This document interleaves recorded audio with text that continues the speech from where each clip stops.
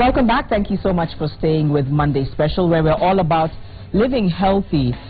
Tonight, we've talked in the past about obesity and hypertension, and all these are linked to lifestyle diseases, many of which are claiming more and more lives in Kenya. This is according to a lot of research, even by a UN task force, and saying that there's many more Kenyans are dying because of lifestyle-related diseases, just based on what they're eating and the fact that they're not getting the right amount of exercise. So that's what we want to delve into tonight. And like I said earlier, we'd love to hear from you on 22422. Leave your name and location, or use the hashtag MondaySpecialKE to ask your own questions and concerns about weight loss, about exercising. Some of you even weight gain. Maybe I've seen some messages about you saying you do want to go up in terms of your weight. So just ask your questions. We have our panelists here who'll try their best to answer. Let me introduce them to you. On my right we have David Otieno Okello. David was actually a finalist some time back on Slim Possible. But what's happened with David is he's really made a conscious effort to change his lifestyle completely. He's become somewhat of an advocate in terms of encouraging people to live healthy. So he'll tell us what he struggled with and how far he's come. He even has a tattoo to talk about his journey. He'll show us that in just a minute. Then we have Sherry Lynette. I was totally going to shrub your name. Sherry Lynette. Sherry says she's struggling in terms of trying to lose weight. She does look great, I was telling her that, but it's because she's not at her ideal weight. So she'll tell us what she's struggling with and how she perhaps intends to get to her ideal weight.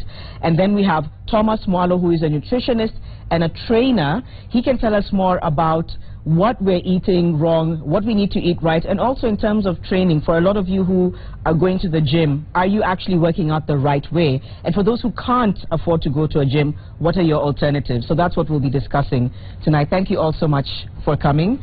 I think before we hear from Sherry and David, maybe starting with you, Thomas, are you really concerned about lifestyle choices that Kenyans are making? Are you alarmed at what's happening right now in the country? Thank you, Janet. I think it's a big alarm. It's alarming in terms of the way Kenyans are now taking the lifestyle diseases and lifestyle change, basically, because there's a lot that needs to be done in terms of just us educating Kenyans on what exactly they should do, because I think it has reached a point whereby there's a lot of foods that are getting into the market that are actually affecting our people without even knowing. We are spending more time in getting into a lot of foods that are actually not healthy to our lives. And I think at this point of time, as Kenyans, we should be worried, because we want a fit, walking nation. Yeah. Yes. What's the biggest, would you say, lifestyle mistake that Kenyans are making today? When you look around and observe, what do you see that makes you say that is what is killing us? I think Kenyans have embraced so much alcohol and nyama choma, and I think these are some of the things that are killing us. Junk food, which is all over our street. Each and every place you go, at least 2 steps or 3 stores, you'll have to get at least a junk place. So I think these are some of the things that we need to address, and we also need to educate Kenyans and what are the risk factors of this kind of food that we are getting into. Okay, again, before I move to Sherry and David, a lot of people think this conversation only applies to you if you live in a city dwelling. Yes. Would you disagree with that? Would you say this is also very relevant to people living in rural Kenya and in villages across the country? I think when we talk about lifestyle change, it cuts across the board. Even if you are living in the rural, it doesn't mean that lifestyle diseases can affect you there. Before, yes, we used to talk about cancer, the diseases for the rich, and blood pressure. But these days we find that even in rural, they are affected by these diseases. So I would say lifestyle change is everywhere, and we need to change our habit even in the rural. I know you've lived in both settings, so I'll come back and ask you about your own experiences. Let me move to David, and I know we've had you previously. I know you're very vocal about healthy living, but could you just tell us a little bit about what sparked that in you? At what point did you realize, I really need to change the way I'm living? Well, it all started in 2013, and sitting down with a doctor who will explain to you all the risk factors. I was very close to diabetes, a high blood pressure, all kinds of diseases were attracted to me. So from that point, I made a conscious decision. My journey started at Slim Possible, and I decided it's not going to end there. I'm going to go on until I reach my ideal weight. I'm still not very far, but I'm getting there. Okay. Yeah. But what was the moment? What were some of the lowest moments you can remember when you think back about the David then? What was the one thing that you remember and you think of that day and you say, that day I just almost gave up on life? Was there an experience? Well, there was not much of an experience, but it was more of my self-confidence. Right now I'm able to do things that I couldn't do back then. I'm able to walk with a lot of confidence. I'm able to talk to people. I'm able to do things without feeling conscious. Exactly. And then my weight was always making decisions for me. Right. I wouldn't do anything, you know. I want to see if we can bring up your pictures. I don't know if those are ready. My director will advise me whether or not they're ready. The before pictures. I can see you're already cringing. So was this you in 2013? This was me in Lake Magadi, 2013. And how much did you weigh then? Then I was 164. Wow. Yeah. Okay. All right. I think there's more. I think they're going to try and see if they can scroll through a few. And then this is more recent, you would say? This is more recent. Okay. This is actually in late 2014. By then I was weighing 108. Okay, but still a significant... Yes, a significant drop. After that, you see, when it comes to looking after your body, you lose weight, you gain, and then you lose. Because you don't want to have that hanging skin, you have to do some strength training to tighten it, so you tend to gain and then you lose again. Was your issue what you were eating as well? Because that's really what we're talking about today. Was it just the wrong choice of foods, or was there more to it? Actually, Janet, it reached a point I used to think that this is a genetical thing. Because in my family we're all big. My dad is huge, my mom is big. My brother was big, and now we've all slumped down. So the moment I lost 5 kilos, I knew this can happen. Okay. Yeah, so it was a mindset that our genetics were big. We're big bodies, so it's... So you didn't pay much attention to it? I didn't pay much attention. All right, I'll come back to you just to learn about how you began to then cut back. Now let's move to Sherry. Sherry, tell us about your story. You said, in David's case, he said he's lost a significant amount of weight. We've seen that, but you're still not at your ideal weight. But still, you're a walking example of someone who has at least made that effort. So you're saying you still have some way to go before you get to where you want to go. Yes. Tell us about that. Right now I'm weighing 74. And when I started working out, I was at 84. Okay. So my ideal place that I want to be is at 65. Okay. So I still have a long way to go. Okay. What is it that made you want to start making a lifestyle change? Being a teenager, it made me want to grow up fast. My body just made me make mature decisions. Like I wouldn't go to pizza parties. I wouldn't do such things because I'm in my head. I'm like, I'm too old for this. There's a way I wouldn't dress because in my mind I'm like, I'm too old for this. Yeah. So I decided that I should leave my age. How old are you? 21. Oh, you're very young. Yeah. Oh, wow. Okay. And you're already trying to make that decision. Yeah. So what's the heaviest you've been? 84, you said? Yep. Okay. And that was according to, I'm sure you went and visited an expert? No. You didn't? You just knew? No, it was, there's a time in high school, we were weighing, then I was the second heaviest. That was like, this is not right. This is not right. Yeah. I've always said that I want to be a model, then how am I going to do this? Yeah. Yeah, so I started watching some videos on YouTube, then it's not really working. I'm just losing a kg, then adding 2 more. It wasn't really working. Okay. That's when I decided to go to the gym. To the gym. But did you also change what you were eating? Yes. Okay. Were you eating a lot of junk food? I used to eat a lot of junk food. Really? Nothing else apart from junk food. Yeah. I used to be addicted to fries. There's no single day. Even when I take something else, I must take fries. Okay. Yeah. And now, when was the last time you had a plate of fries? Honestly? Honestly? Honestly? 2 days ago. Okay. But you've cut back? Yeah. You've cut back on that? Okay. So a lot of what we've heard, Thomas, from David and Sherry, again, is going back to diet. Diet, yes. And what exactly should people be eating? I know we hear about the you know, amount of starch and protein, etc. Take us through what a healthy meal looks like. A healthy meal consists of all the nutrients. I've realized that most people, when you now start talking about calories count, they get bored, or when they start doing it, they just give up on the way. So most people do not know actually how to go about calories.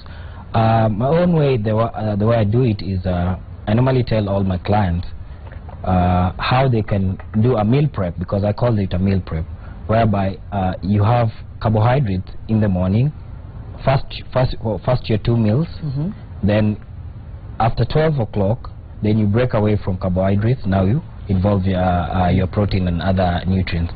Because the reason why we are doing this, you need carbohydrates to fuel your energy, because you need to probably go to work and all these. So is that like a slice of toast or something? Yes, you can do. You can have a bread, toast, bread, you know, oatmeal, you know, such kind of stuff. Then later on in the evening, now you increase your protein, your carbohydrate goes down completely. Because I wanted to put it in a simple way, whereby each and every Kenyan can understand. Because yes, we've been talking about calories count.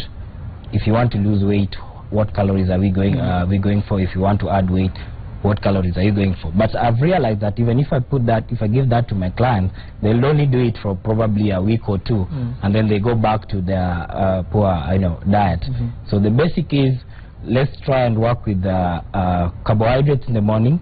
You can do up to, let's say, 50 grams, which is around 50 grams, which is about 100.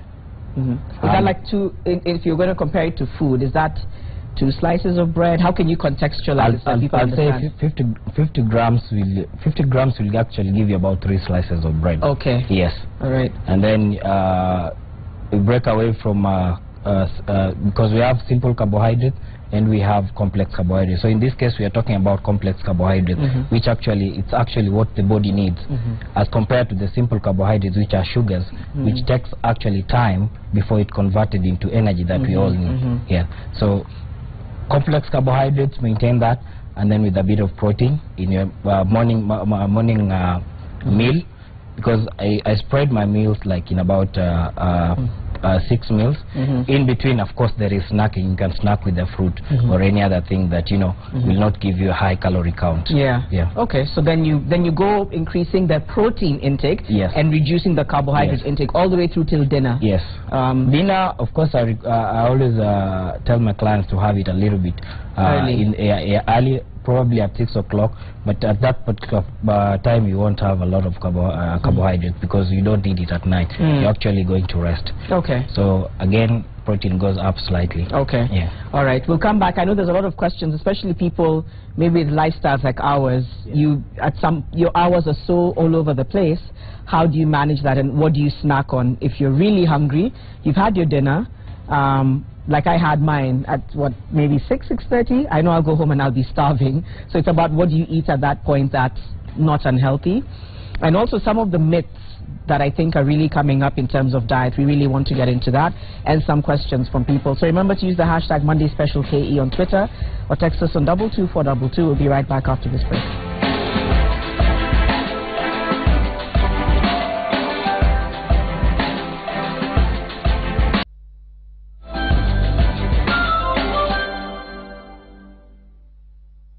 Welcome back to Monday Special, where we're talking about living healthy. We now want to debunk some of the myths around diet and exercise. Let's draw some of that from our two who are here, the two people here who are here to tell us about their weight journey. What did you have for, you said your last meal was at 6 p.m. and yes, what did you have? 6. I had 2 boiled eggs, lettuce, and 1 tomato, and half an onion.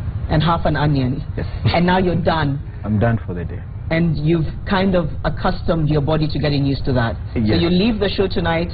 Will you have anything at all before going to bed? No. Other than a glass of water, maybe that's as much? Maybe water, but you see, I don't eat 2 hours to sleep. Okay. Yeah, so I try and eat at least by 6, and I sleep by 8. Oh, Yes. okay. Yeah. So you're an early sleeper. I'm an early sleeper because I'm also an early riser. So Yeah. so you 2 hours before sleeping, that's your rule. That's my rule. For you, you were mentioning about how you can have a day just having only fruits and not eating food. Yeah. Okay. And I'm being told it's a problem. Yeah, that's what. But when was your last meal? Did you eat before yeah, you came here? Yeah, I ate at around 5 or 4. Okay. Yeah. What did you have? From then I've just been taking water. Okay. What did you eat though? I took some ugali and vegetables. Okay. So eating fruits throughout, because someone else has also asked that, sometimes she'll only have fruits and no meals. Is that a myth around weight loss? No, because I think it's a wrong way to approach weight loss, because at the end of the day, you're not getting all the nutrients, because as you see, there's only fruits that you're taking.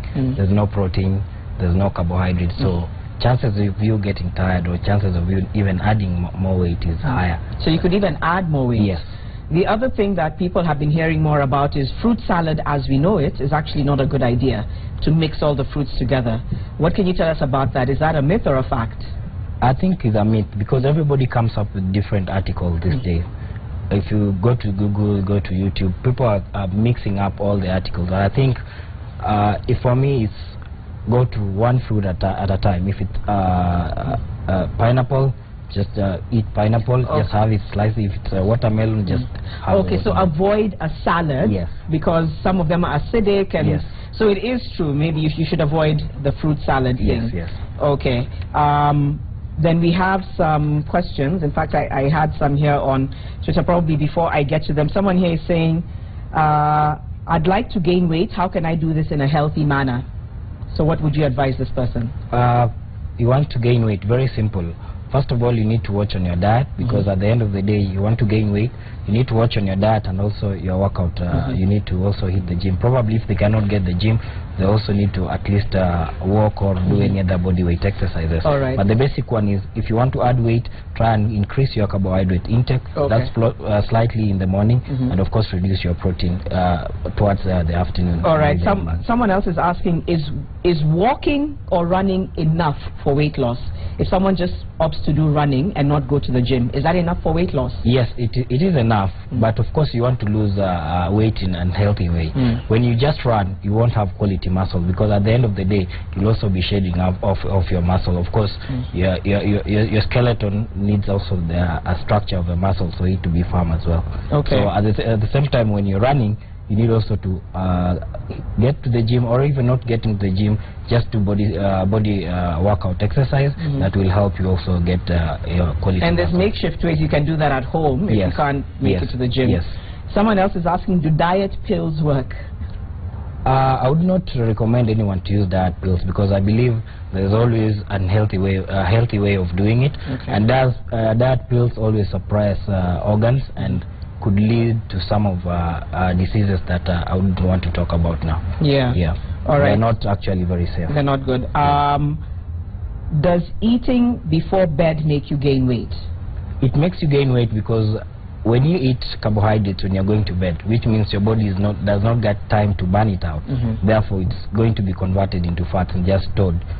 But if you're supposed to eat at least 2 to 3 hours before bedtime, but at the same time, just like we were saying, try and reduce so much on your carbohydrate intake, especially when you're about to go to bed. All right. Like I was saying, I'll probably leave here now and I'll be hungry.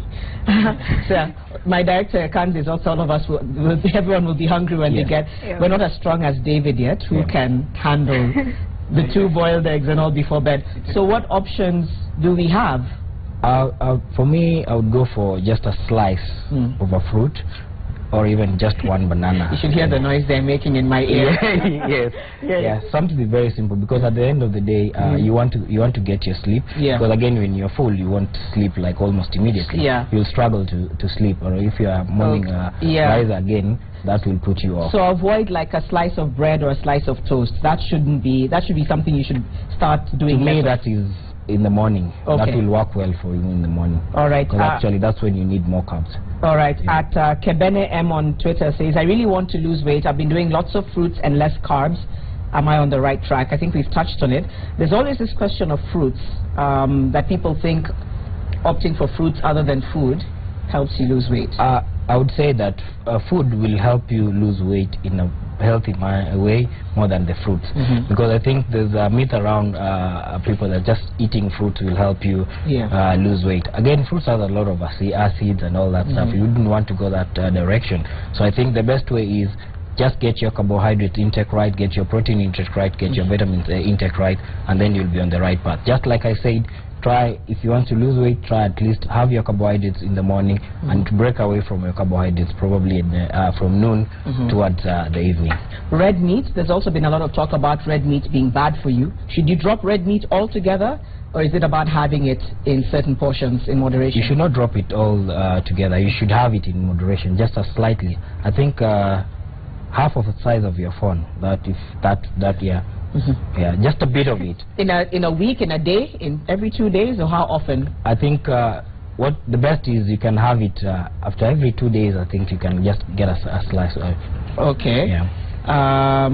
All right. So I think those are some of the questions that are coming in. And what about white meat? Some people prefer to just have chicken and fish throughout without having red meat. Is that a problem? That is a good source of protein. Okay. Because I would encourage each and if you can afford the white meat, because I know white meat sometimes can be very expensive.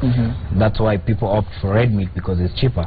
But white meat is a very good source of protein, and that is when you're doing your meal prep. Actually, I would go for a white meat because that will help you, also raise your bring up your protein as you balance it. So if you rarely have red meat, is that a bad thing? If you literally have it like once every 2 weeks, no, is that a problem? It's not bad. It's not bad. Yes. Sugar, how much sugar should someone have in a day? I think sugar, we should not go for sugar at all, if it were me, because the body takes longer time to break it down into glucose for you to use it in form of energy. So I think we can get our sugar from complex carbohydrates, which are things like sweet potatoes, nduma, and all that stuff. They'll give you the direct sugar that your body needs. Okay. Yeah. Sherry, because you're still on this journey, what is the hardest thing that you're struggling with in terms of the one food that you're finding hard to give up? What would you say that is? Junk. So you're still struggling a bit with junk food? Yeah, I'm still struggling with junk. Okay. It's very hard to stop eating something you really like. Yeah. I love fries. Just yeah, you were saying, fries has just become my disease. Okay. Yeah, and I'm still trying to stop it. All right. So what are you doing towards that? Do you sometimes, when you have a craving, opt for something else? Yeah. Okay. I do opt for apples. I love apples. So every time I feel like taking fries, I choose to take apples instead. Yep. All right. Actually, before we come to you, Thomas, sometimes people have oven-baked fries. Is that a good option, or even pumpkin? For me, fries is a no-go zone, whether it's baked or not baked. Okay, just a no-go zone. Yeah, because again, you're trying to balance your carbohydrates as well. So for me, but potatoes are not bad. Potatoes, when you can boil them. Okay. It's not bad. You can have them boil or just or mashed or something. But avoid frying them. Avoid frying completely. Okay. Because when you use that oil, that's what gives you lots of calories as well. All right. If I may ask. Yeah. And this is, I think, most Kenyans have this weakness for chapati. Yeah. Oh yeah, that's a good question. I've eaten chapati like for 1 week, and I notice my weight just goes up. And I don't know. And mandazi. And mandazi. I mean, this is our this is why it's a problem. This is our staple food. Yeah. So everything, all of this, it's not that you shouldn't have it. It's how often should you have it? I think all this we can have, but in moderation. We always have cheat days. Even me have cheat days. I can put my chapati in one of my cheat days. Yeah. But the other days, I can actually watch my diet and do my meal prep just properly. So when you say moderation, are you saying once a week or twice a week? If someone wants to, they crave chapati, they love it, it's not bad to have it, but you want to have it in moderation. What is moderation? Moderation, you can even have it twice a week, but probably you could have a slice or just that one chapati, just half of it, just maybe 2 slices of that half. I think that will do. Okay. Yeah. Very quickly, to make enemies with Kenya. Yeah, I know. Everyone is just. Is that your weakness as well? Yes. It is your weakness. It is my weakness. Okay. Yep. All right. I want to ask you a question before you show us your tattoo of your life journey. Yes. You have lived both in rural Kenya and urban Kenya. You've already talked about the fact that this is a Kenyan issue, Yes. global, Yes. but we're talking about Kenya. So what can someone out there who may not have access to the kinds of foods that maybe we have access to, how can people in other other parts of Kenya adjust their diets? Because for them maybe it's not a priority per se, but they should still be eating healthy. So what does a good meal look like for them? What would you advise? To me, I would say when you're in a rural setup, actually, it's even easier for you to actually watch on your diet, because sometimes food, getting all the 3 meals, you know, it's not something that is easy to come by.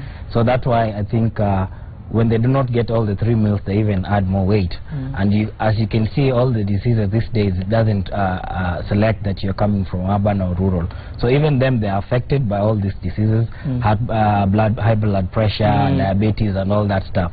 So for me, I would say for a rural setup, because they have more organic food, they should just keep it to the original organic food and not to bring in the artificial food. For urban, I think we have a problem because each and every place you go, there's always junk, there's always sugary stuff. For them, all those sugary stuff is a luxury. So if you're in a rural setup, again, you see them, they don't have cars, probably they're using bicycle. For someone who is in the rural, is likely to, you know, have a better life than someone who is in the urban. And you've lived in both. You lived, and were you always a healthy eater, or did you also struggle with it at some point? I did not struggle with it because I was a healthy eater, because this was our luxuries. Yeah, most people don't get even the French fries at home in rural. So we would just wait for a meal time. If it's your meal time, it's just that one big ugali. You just have it with fish, and the next thing, everybody's out going to the shamba, which is an activity. Someone is saying the skipping meals means you gain weight. In some way it does, because you then end up binging, right? Yes. Is that what the issue is? Yes. Skipping meals, again, you see your body works like an engine. So each and every time it doesn't get, it picks up on the fat that it stored, so it converts that into energy. So for you to be able to use it, it converts actually to glucose for you to be able to use it. So when you skip meals, your body actually, when you eat, if you eat again, it stores like everything. So it doesn't discharge even the waste that it's supposed to. So because it's not sure of when it's going to get that meal, so it's going to convert whatever it stored into energy for you to use. All right. So skipping meal is not a good idea. Not a good idea. At least prep or have snacks in between. Okay. Yeah. David, you have a tattoo. Yes. I saw that, and you said a bit further up, if you can, I don't know how close we can get to that, but that's a little bit about you said your weight, your journey with weight. So tell us what those numericals mean. The top one? This is 158. That was your heaviest? This is when we started Slim Possible. Okay. This is the lowest I've gone, which is 108, and this is my target, which is 90. Okay. And I know I'll get there. Where are you now? Right now I'm at 108 again. Okay, you're back to 108. What will it take for you to get to your ideal? Well, with exercise and of course watching my food, you see, I need to gain quality muscle so that I can burn more fat. Yeah, so it's a cycle. I think I'll gain a bit and then burn more. Yeah. Okay. And you also have a pair of trousers.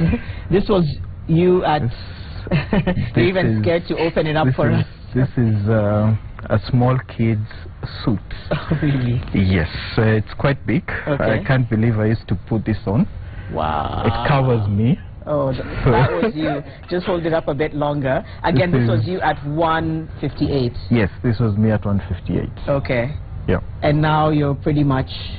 I'm trimmed down. Yeah, you have. Okay. Well, it's good, something to be proud of. I'm really proud of it. You're really proud of how far you've come. Yeah. Okay. I think we'll just probably just get some closing remarks, because my colleague Hussein will be coming in just a few moments.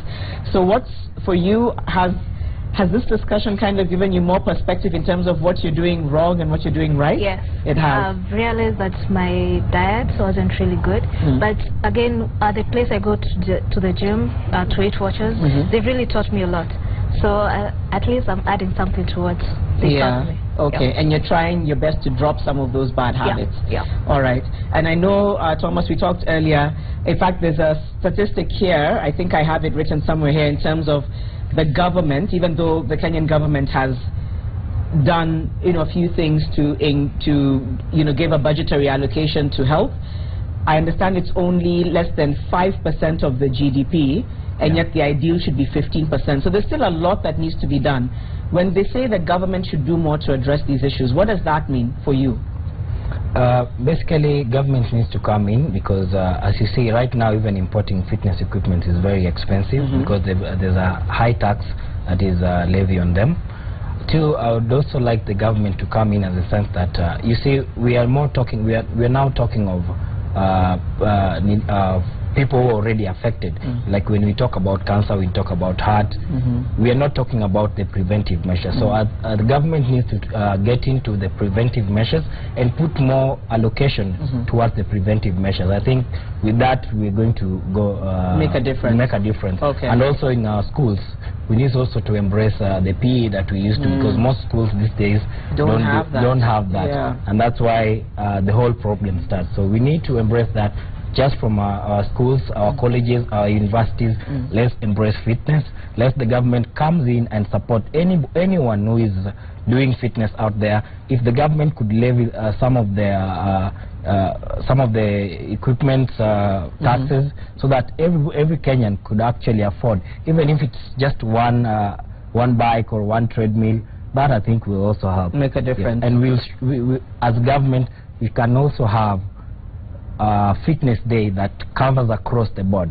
We just know this is a fitness day. We meet somewhere, we learn, we get to meet nutritionists, bring everybody on board. That's a good idea. I think all the Kenyans will be happy to learn through that. About that. All right. Thank you so much. Your parting shot of someone who's come this far. Well, my parting shot is that get some real advice. I know in gyms people talk, give you ideas on what to do, but go see your doctor, get a trainer. Those two people should be the most important people in your life, in your journey. Yeah. All right. Thank you all so much. Sherry, we wish you the very best. Thank you. Maybe next time that we see you, you'll be saying, I'm looking the way I want to. Yeah. So all the best to that. And thank you, gentlemen, as well for your thoughts. Thank you. We'll take another short break and then come back with a little bit more of your feedback before we wind up on Monday Special. Stay with us.